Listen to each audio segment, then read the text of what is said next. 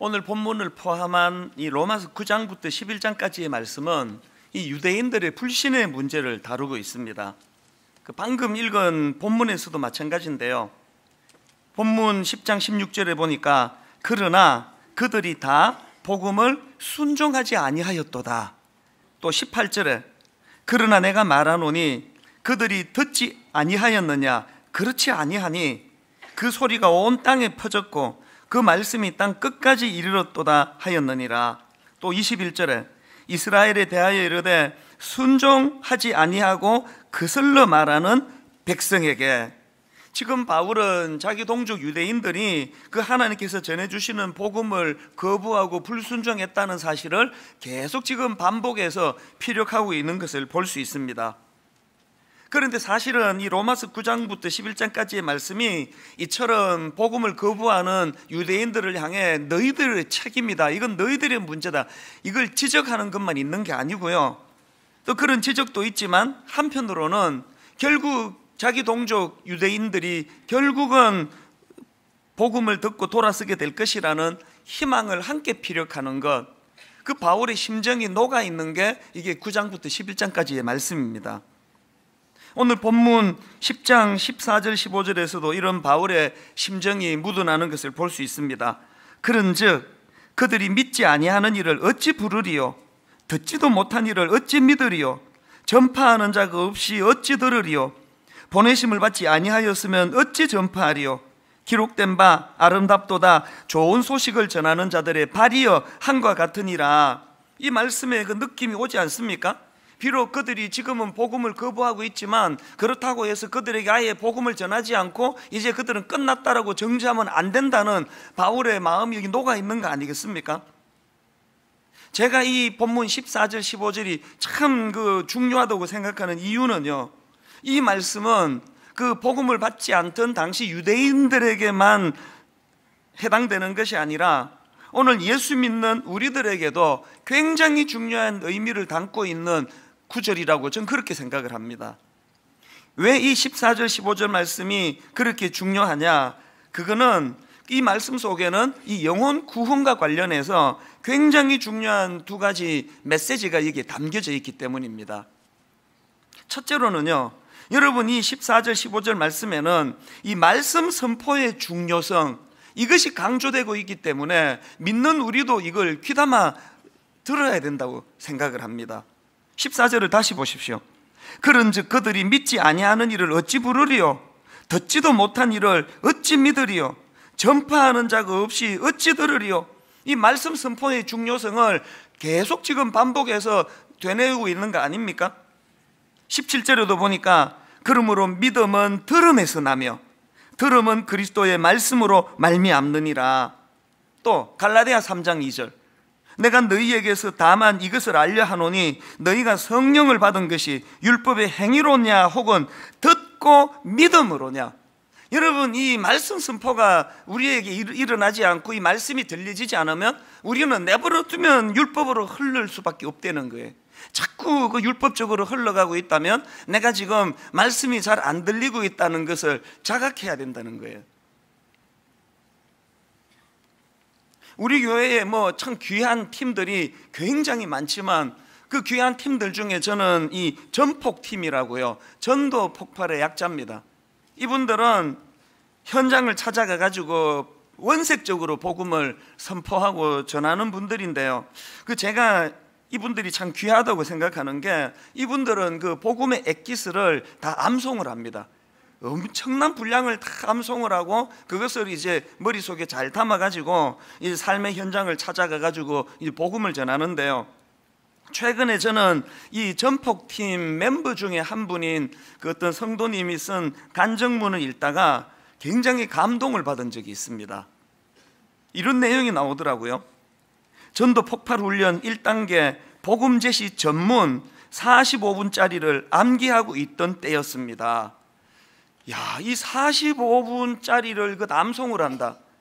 저는 한 30분, 35분 설교하는데 한 번도 내가 모든 설교를 암송해서 해본 적이 없거든요. 근데 이분은 복음 제시를 효과적으로 하려고 45분 전문을 다 암송을 하는 거예요. 그래서 이제 하루는 이분이 집에서 이제 그 암송 연습을 했나 봅니다. 천국 영생은 하나님이 값없이 주시는 선물입니다. 이렇게 시작하는 이제 전문을 이제 집에서 이제 암송을 하고 있었는데요. 옆에 이제 그 초등학교 3학년짜리 아들은 이제 장난감을 가지고 이제 놀고 있고, 엄마는 이제 이걸 암송을 하는 거예요. 이렇게 소리나게 계속 암송을 하는데, 암송을 하다가 이제 아들을 우연히 봤겠죠. 아들을 보니까요, 그 아들이 장난감 갖고 놀다가 말고 울고 있는 거예요. 그냥 우는 게 아니고요, 어깨를 덜썩덜썩 하면서 우니까 이거 심각한 거 아닙니까? 그래서 이제 그 암송을 중단하고 그 아들한테 깜짝 놀라가지고 물은 거예요. 아들, 무슨 일이야? 다쳤어? 그랬더니 그 초등학교 3학년짜리 아들이 하는 말이, 그 엄마 이제 그 암송을 들은 거예요. 엄마, 나는 천국을 하나님이 값없이 주시는 건지 몰랐어. 그러면서 엉엉 울더라는 거예요. 내가 보니까 그 아이는 그 신앙계의 신동이에요. 그 어깨를 들썩이면서 그 들려진 말씀 선포로 이 아이가 그렇게 어깨를 들썩이면서 우는 그거를 보고 그 엄마도 이제 함께 부둥켜 안고 그는 울었대는데요. 그 간증 내용을 한번 들어보십시오. 아들, 사실은 엄마도 몰랐어. 둘이 부둥켜 안고 한참을 그렇게 구원의 감격에 주 앞에 남매가 돼요. 아들인데 영적으로 하나님을 아버지로 모시니까 이렇게 표현한 거예요. 둘이 부둥켜 안고 한참을 그렇게 구원의 감격에 주 앞에 남매가 되어 은혜의 눈물을 흘렸습니다. 그리고는 계속되는 암송 숙제가 제 마음에 새겨지며 은혜, 인간, 하나님, 예수 그리스도, 그리고 믿음, 매 과마다 하나님은 삶 속 경험으로 당신의 살아계심을 깨닫게 해주셨습니다. 여러분, 그 어린 아이와 또 그 아이를 바라보는 이 어머니가 왜 이렇게 복음의 감격이 식지 않을 수 있느냐? 복음이 계속 선포됐거든요. 선포하면서 자기 귀에도 들리는 거 아닙니까? 이런 일은요, 초등학교 3학년 그 꼬맹이에게만 나타나는 게 아닙니다. 제가 지난주 설교 말미에 잠깐 언급해 드렸던 거 기억나십니까?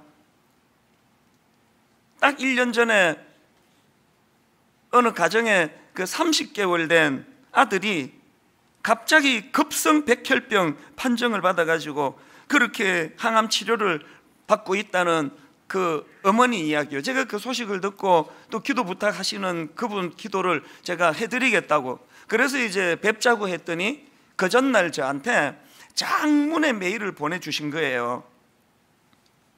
여러분, 지금 그 30개월, 우리나라 나이로 4살 아닙니까?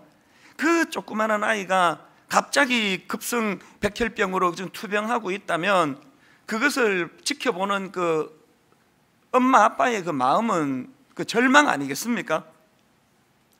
그 한 달간 3번의 골수 검사, 4번의 척수 검사, 그 외에 수많은 정맥 주사, 근육 주사, 또 주사 맞기 전에 테스트 주사, 30개월 된 아이가 견디기에는 너무 버거운 시간을 보낸 거예요. 그 아이가 이제 그 주사만 들고 오면 공포에 질려가지고 막 비명을 지르고, 그걸 지켜보고 있는 이 엄마의 마음이 어땠겠냐고요. 근데 저에게 보내온 편지 안에 그렇게 당연히 수없이 무너지고 좌절하고 낙심할 때가 많았지만 그 아픈 과정을 어떻게 견뎌냈는지를 이렇게 본인이 분석을 합니다. 편지 한번 내용을 들어보세요. 그렇게 1년의 시간이 흘렀습니다. 그 시간을 버틸 수 있는 힘이 되어준 몇 가지가 있었습니다. 그중 가장 먼저는 말씀입니다. 2016년 송구영신 예배의 말씀입니다. 지금 이 아이가 급성 백혈병 판정을 받은 직후예요. 이때가 2016년 송구영신 예배의 말씀입니다. 이날의 말씀은 저의 앞으로의 1년의 삶을 예고하는 예고편 같았습니다. 말씀을 듣는 동안 계속 눈물이 났습니다.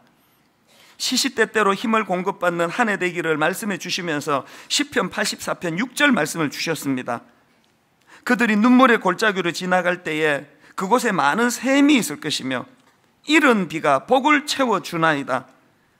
고비고비마다 너무 힘들 때마다 주님이 준비해 주시는 많은 샘을 누리는 2017년 되기를 말씀해 주셨습니다. 그리고 히브리서 4장 16절, 그러므로 우리는 긍휼하심을 받고 때를 따라 돕는 은혜를 얻기 위하여 은혜의 보좌 앞에 담대히 나아갈 것이니라 라는 말씀도 주셨지요. 저는 이 말씀을 들으면서 앞으로 1년 동안 얼마나 많은 눈물을 흘리게 될지 미리 보았고, 때마다 돕는 하나님을 경험하며 많은 샘을 예비해 주실 것이라는 약속으로 받았습니다. 중간에 생략하고요, 오늘은 2018년 신년 예배를 드리고 왔습니다. 아이가 항암 시작된 지 딱 365일이 되는 날이지요. 얼마 전부터 신년 예배가 너무 기다려졌습니다. 올해는 어떤 말씀으로 1년의 예고편을 보여주실지요.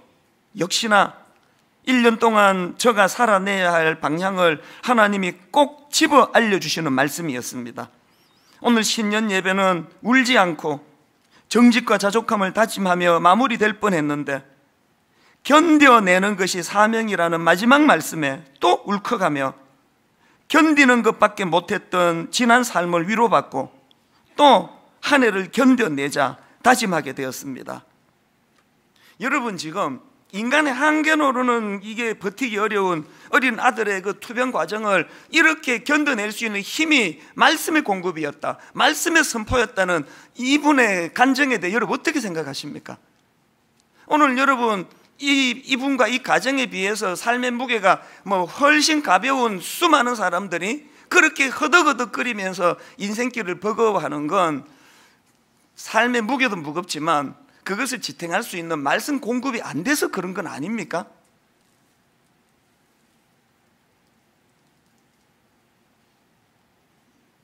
우리 시대가 비극인 것은 아모스 8장 11절이 그대로 반영해 주는 말씀입니다.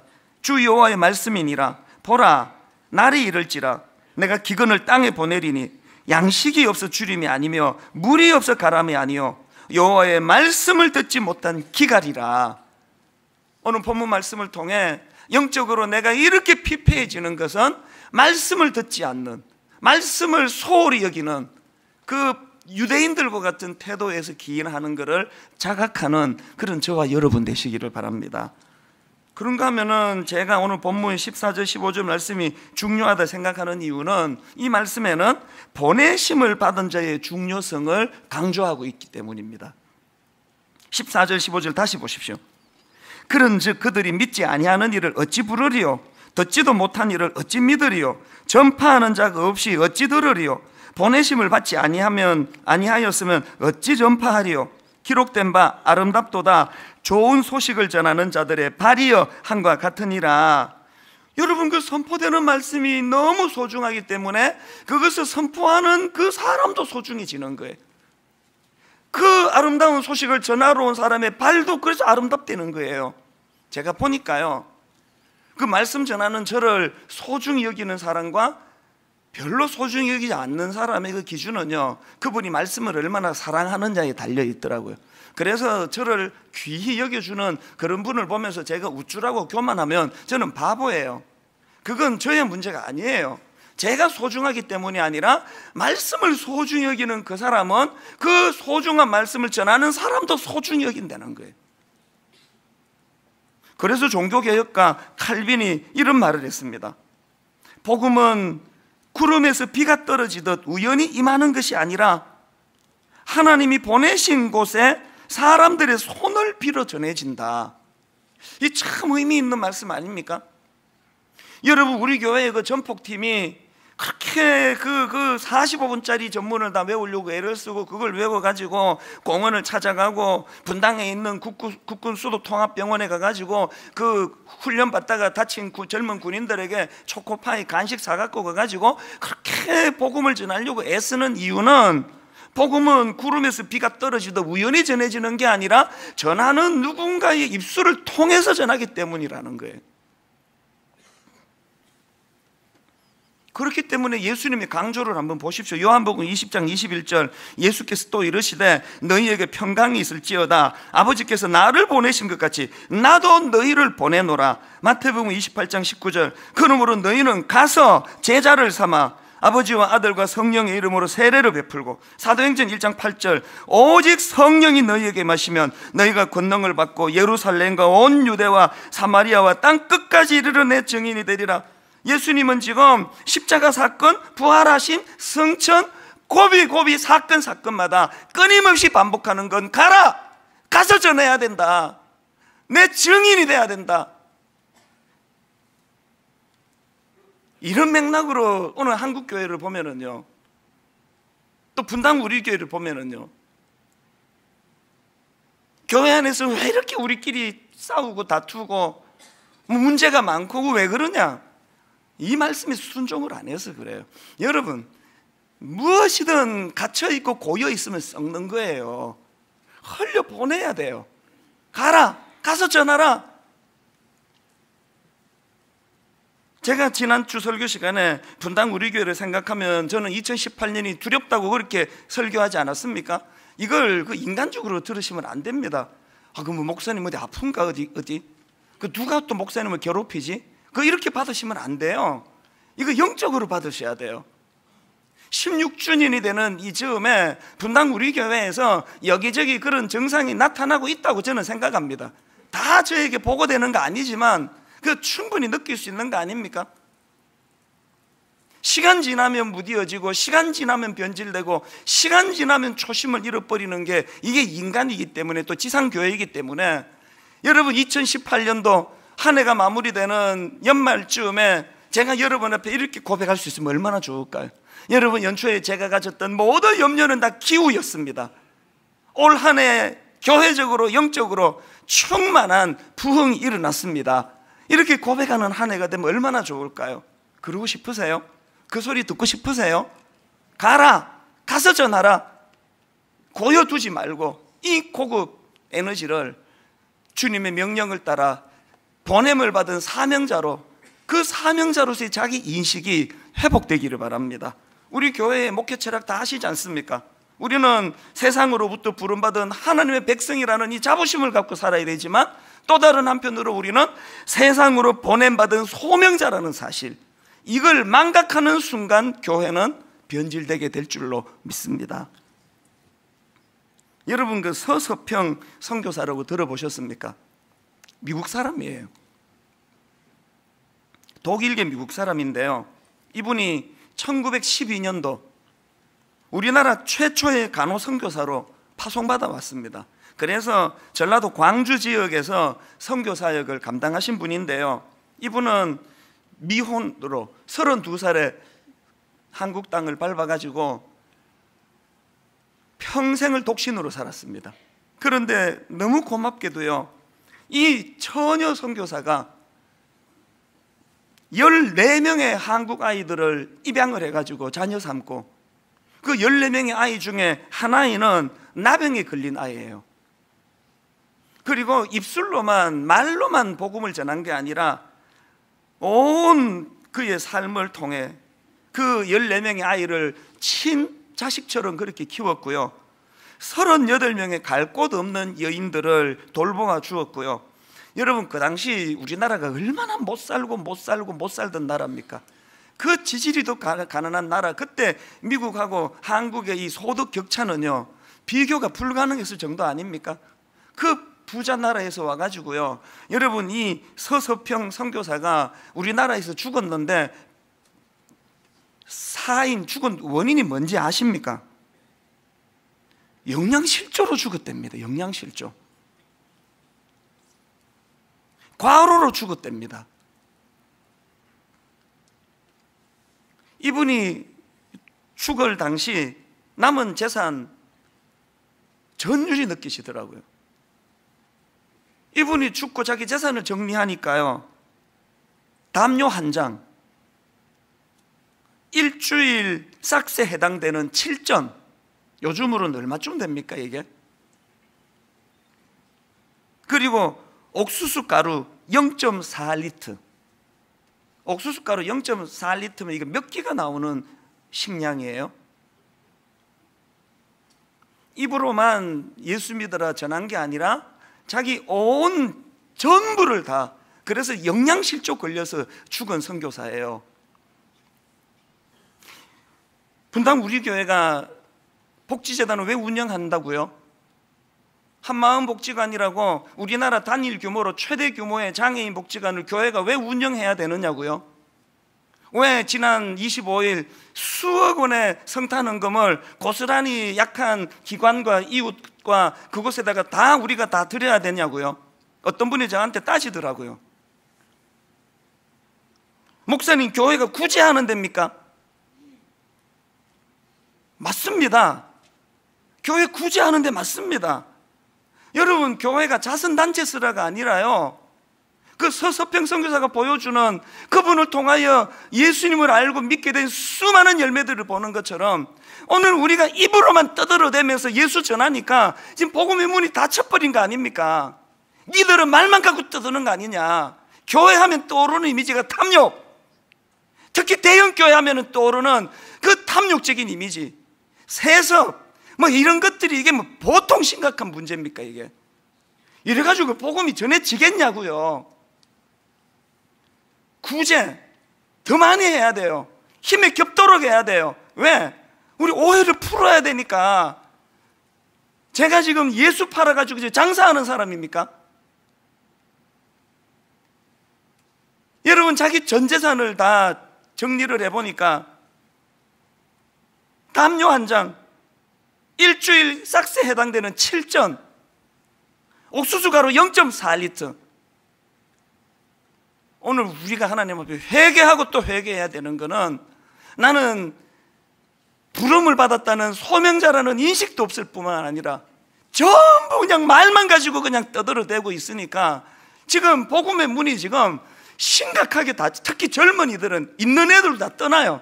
내 교회에 내 학을 떼겠다, 학을. 진짜 저 주둥이만 살아있는 것들이 모여가지고 목사부터 그냥 떠들어대고 있으니까 내가 질려버렸다, 이렇게 하면서 지금 교회를 떠나고 있는 현실이에요. 다시 말씀드려요. 교회가 구제하는 데라고요? 맞습니다. 구제하는 데 맞습니다. 주님이 고아와 과부를 돌보라고 말씀하셨고, 그렇게 온 전심을 다하여 섬기는 그곳에 복음의 능력이 나타나기 때문에 해외 선교, 더 많은 의사분들이 이번 여름에 동남아시아 가난한 데로 가셔야 됩니다. 더 많은 우리 이웃사랑부, 복지재단, 해외 선교 아끼지 않고 교회 유지하는 데 돈이 자꾸 많이 들어가는 것 자체가 그 지금 변질되고 있는 거 아닙니까? 할 수 있는 대로 교회 유지하는 데는 줄이고 이거를 구제하는데, 선교하는데, 왜? 주님이 계속 우리에게 요구하시는 게 네가 복음을 들고 보냄을 받은 자로서의 소명을 인식해야 된다. 페이스북 같은데, 우리 교회 게시판 같은데 억장이 무너지는 저를 비판하는 그 앞에 저는 속이 없어서 대응 안 하는 줄 아십니까? 이를 악물고 참고 또 참는 이유는 내가 말씀을 전하는 자이기 때문에, 어떤 억울한 일이 있어도 그걸 맞대응하면서 진흙탕을 뒹굴면은 복음 전하는 데 지장이 되기 때문에 날마다 기도해요. 아버지, 내 자존심을 밟아주세요. 나는 자존심이 없는 인간이 되기를 원합니다. 왜? 소명자는 그래야 되니까요. 우리에게 이런 자기인식이 있습니까? 오늘 여러분 로마서 10장 14절 15절 말씀을 마음에 소중히 여기고 우리 모두가 다 그저 그렇게 되는 대로 사는 존재가 아니라 나는 소명을 받은 존재다, 나는 보내심을 받은 존재다, 이런 자기인식이 회복되는 저와 여러분 되시기를 바랍니다. 이렇게 여러분, 우리가 보내심을 받은 자로서 자기인식을 가지기 원하신다면 그런 자들이 기억해야 될 두 가지 꼭 마음에 유념하셔야 됩니다. 첫째로요, 여러분 보내심을 받은 자로 살기 원합니까? 영혼을 향한 열정을 회복하시기 바랍니다. 열왕기하 7장에 보면요, 이스라엘이 엄청난 비극의 역사가 기록되어 있습니다. 아람하고 전쟁이 벌어졌는데요, 불행하게도 사마리아가 아람 군대에 의해서 포위를 당한 거예요. 이게 왜 위험합니까?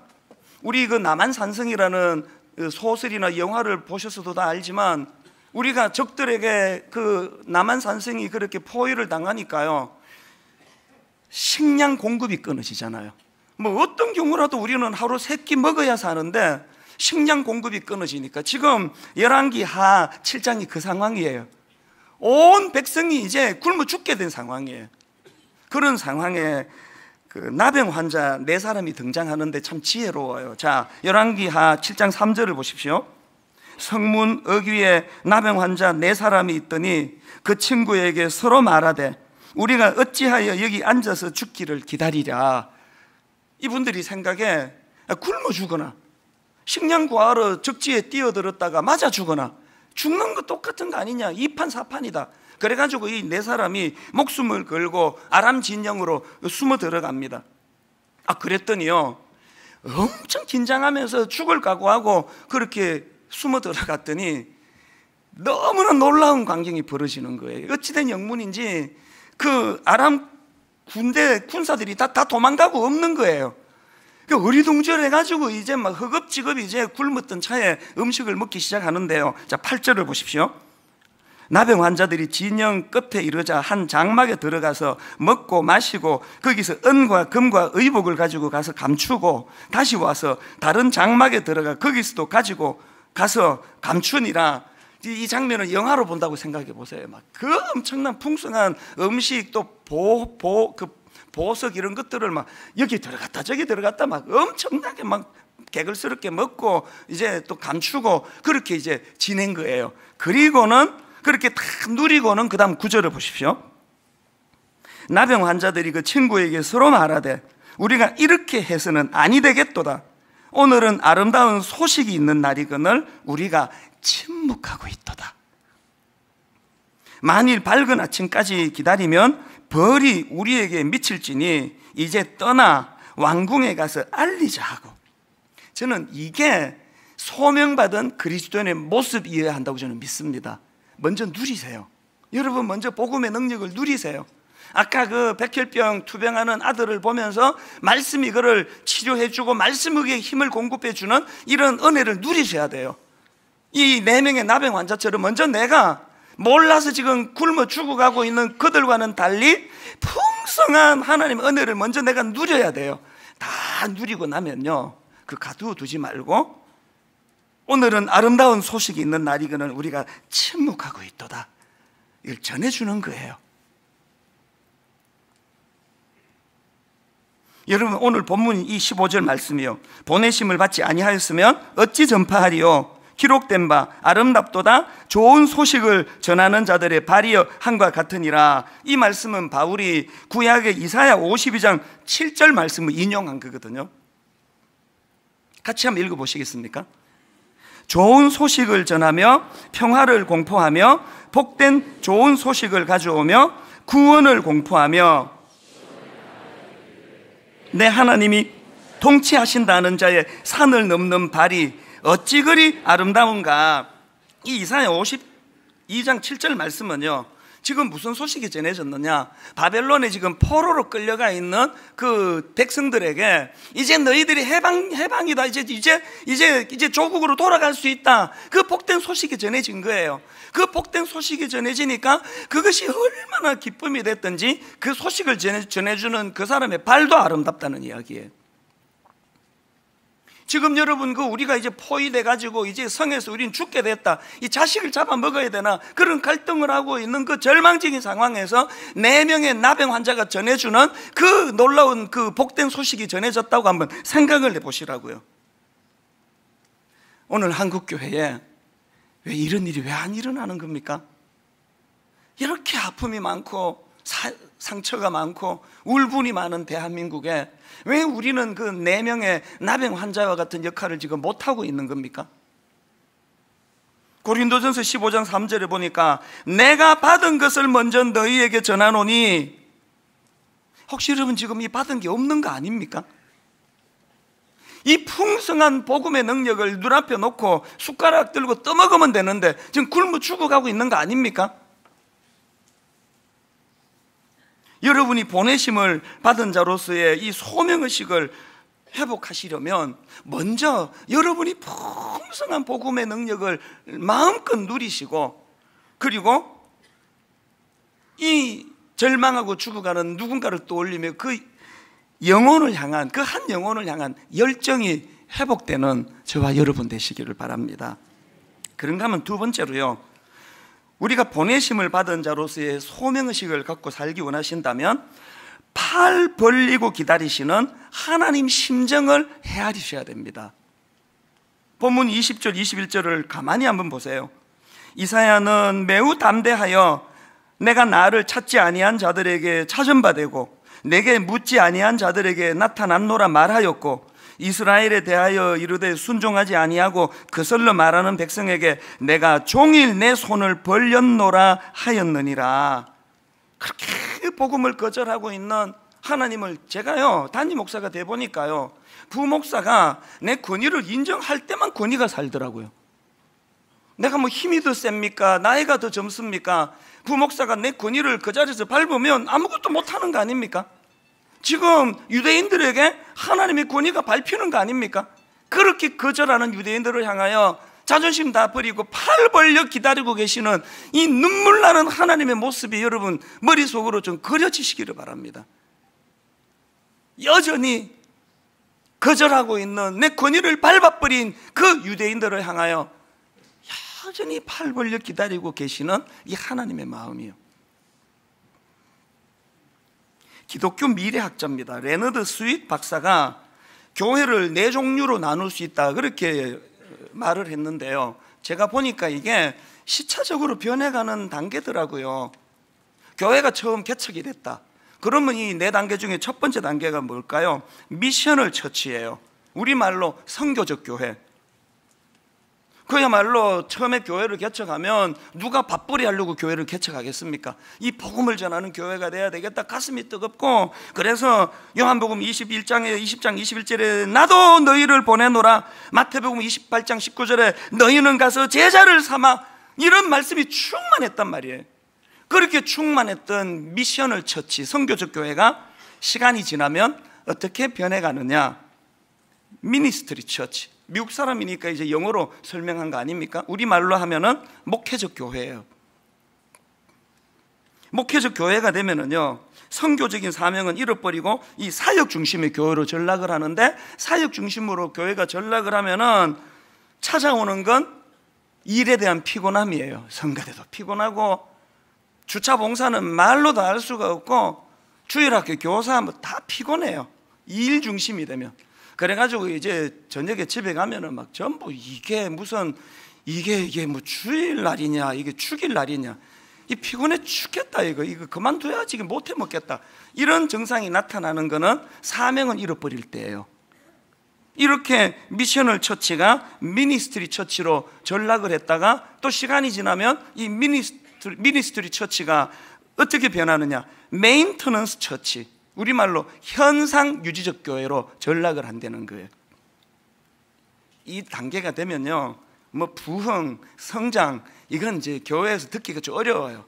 이제 아까 그 목회적 교회에서 이미 막 이제 막 피곤해 쩔고, 또 이제 막 그 고린도 교회처럼 이제 막 그 은사 싸움을 해요. 뭐 네가 잘났니? 내가 성가대니? 내가 최고야? 뭐 너 미쳤냐? 내가 최고야. 나 없으면 우리 성가대 문 닫을 거야. 막 계속 싸우고, 그러다가 열받아가지고 나 그만둘 거야. 그러고 뭐 피곤해서 그만두고, 이제 계속 그만두고 하면은 이제는 현상 유지적 교회는요, 뭐 소명을 가지고 뭐 해외 선교의 꿈도 못 꿔요.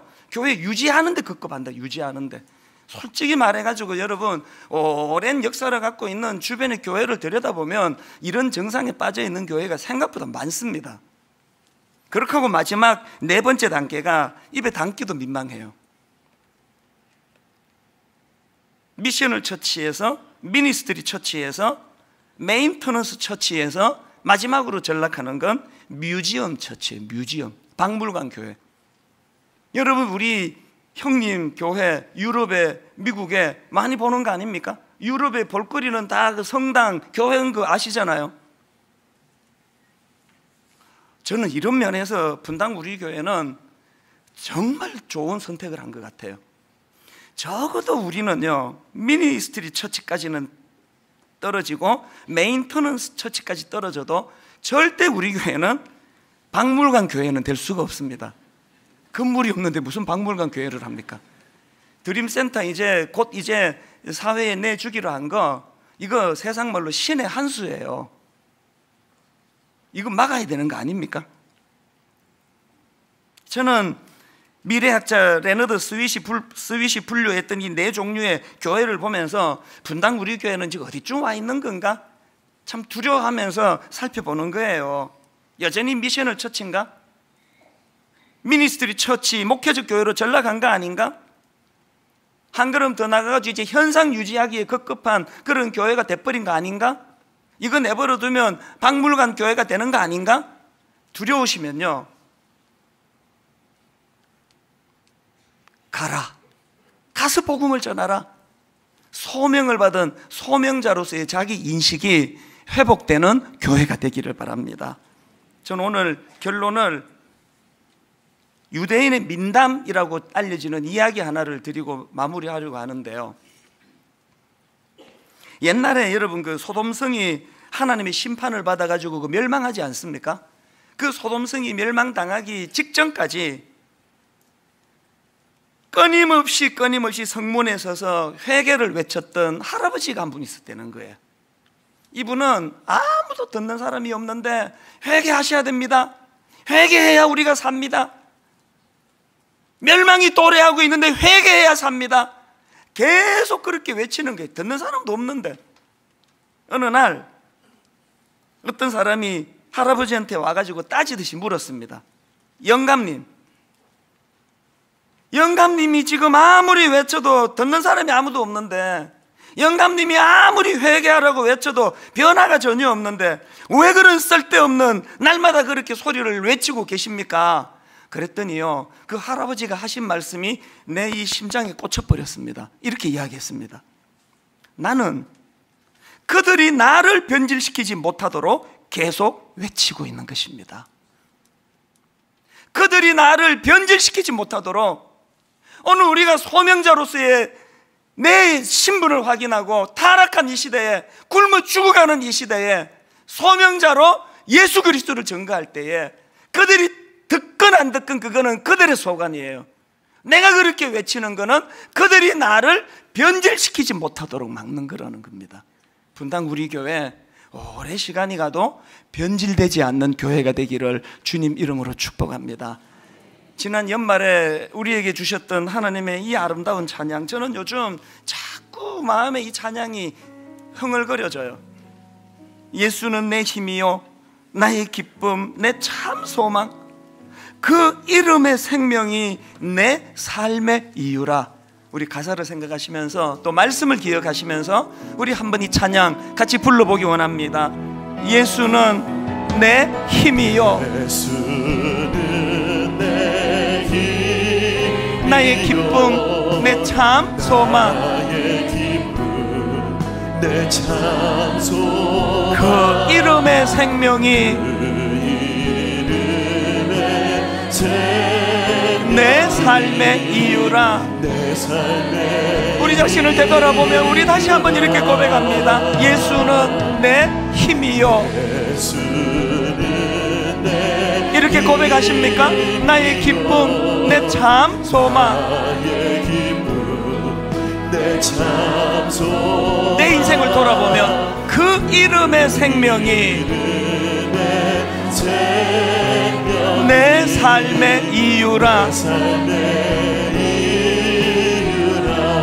오직 주만 따라갑니다. 오직 주만 따라갑니다. 내 영혼이 주님을 찬양합니다. 오직 주만 높이 받으소서. 높이 받으소서.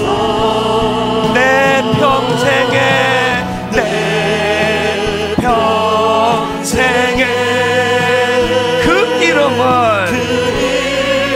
그의 선하심을 세상에 노래합니다. 그 이름의 크신 능력,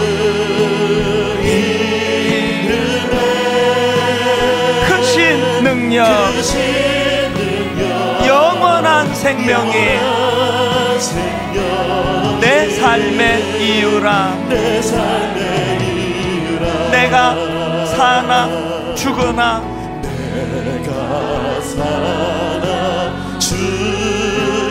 그 이름을 위하여. 여러분 서서평 선교사님 기억하십니까? 내 모든 것 다 드리니 나를 받으소서. 오직 주만 따라갑니다. 오직 주만 높임 받으소서. 여러분 소명을 기억하고 주님의 힘을 쥐고 내 평생에 그 이름을 그의 선하심을 세상에 노래합니다. 그 이름의 크신 능력,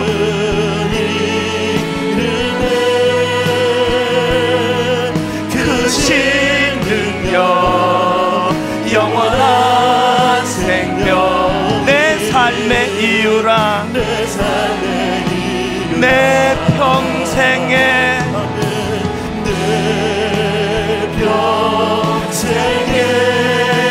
그 이름을 그의 선하심을 세상에 노래합니다. 그 이름의 크신 능력,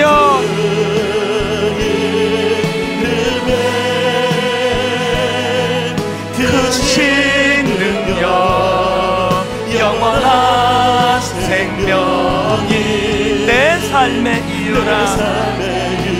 세상 흔들리고 사람들은 변하여도 나는 주를 섬기리. 여러분 이거 아십니까? 주님의 사랑은 영원히 변하지 않네.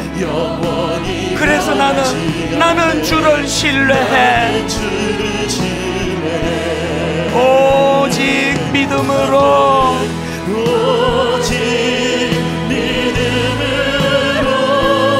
믿음으로 내가 살리라. 오직 믿음으로,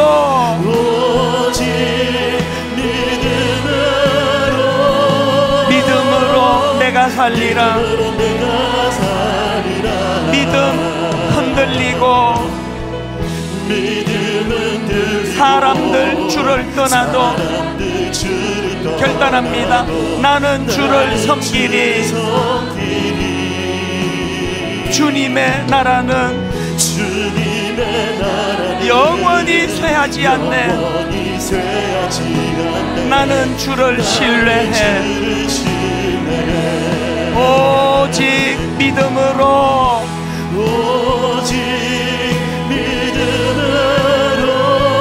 믿음으로 내가 살리라.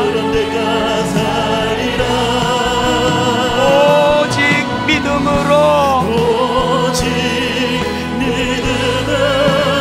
믿음으로 내가 살리라. 오직 믿음으로,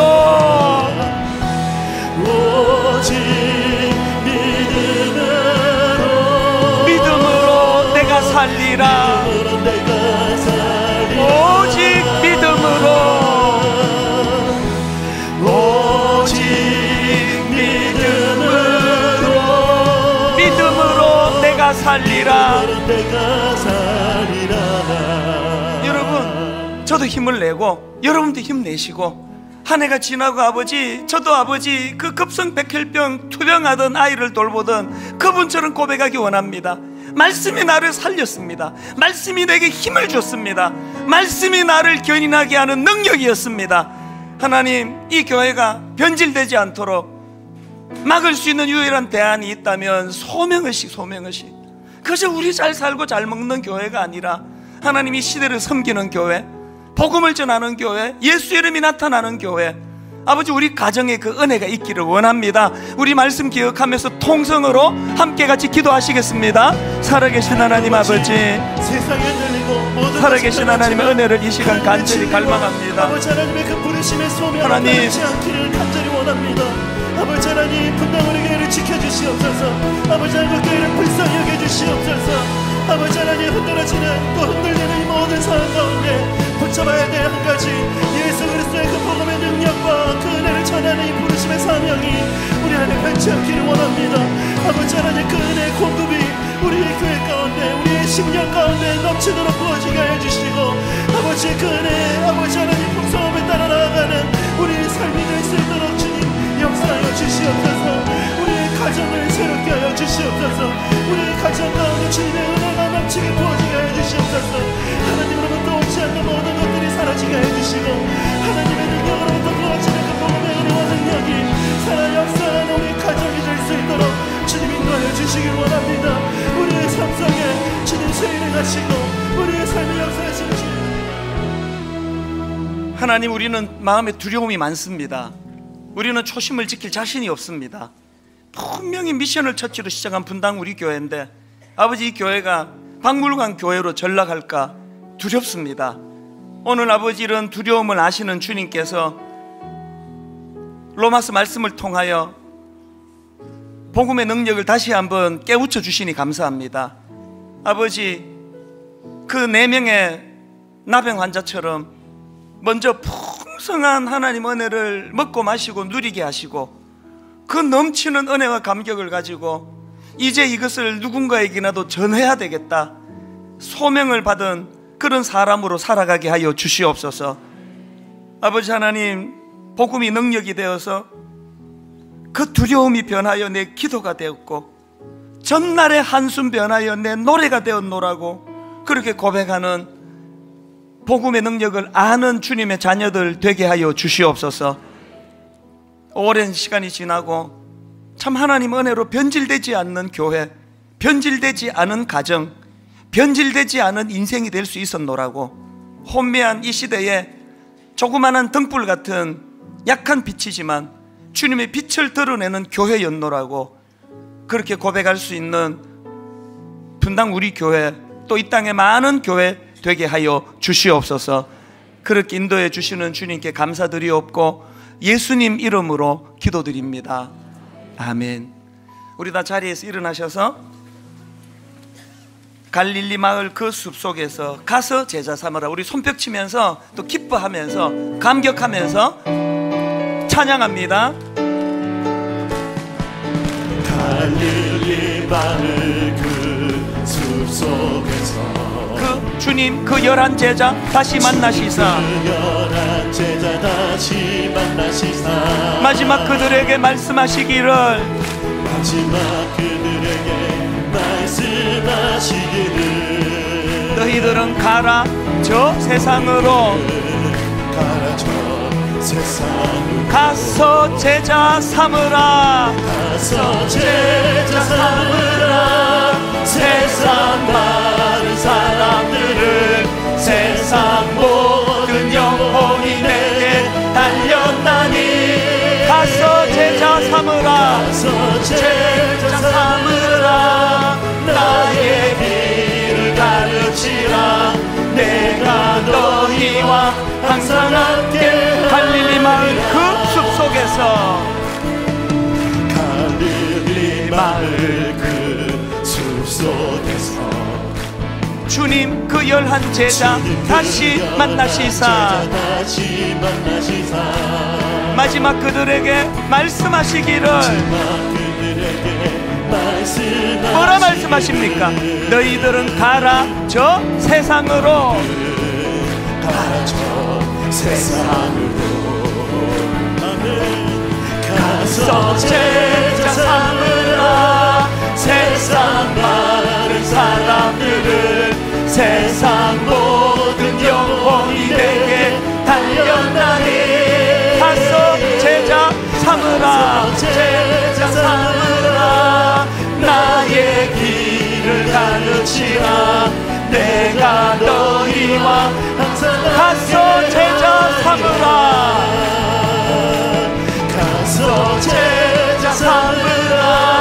세상 많은 사람들을, 세상 모든 영혼이 내게 달렸나니, 가서 제자 삼으라, 가서 제자 삼으라. 나의 길을 가르치라. 내가 너희와 항상 함께하리라. 내가 너희와 항상 함께하리라. 내가 너희와 항상 함께하리라. 내가 너희와 항상 함께하리라. 하나님, 이번 한 주간도 복음이 능력이 되어 오늘 주신 말씀 선포가 능력이 되어 이번 한 주 비굴하게 살지 않도록 도와주시고 초라해지지 않도록 주님 은혜 주시며 거짓된 길로 가지 않도록 주님 막아주시며 결국은 말씀 선포의 능력이 이런 것이구나, 그것을 누리고 기뻐하며 감격하는, 그래서 승리하는 귀하고 복된 한 주간 되게 하여 주시옵소서.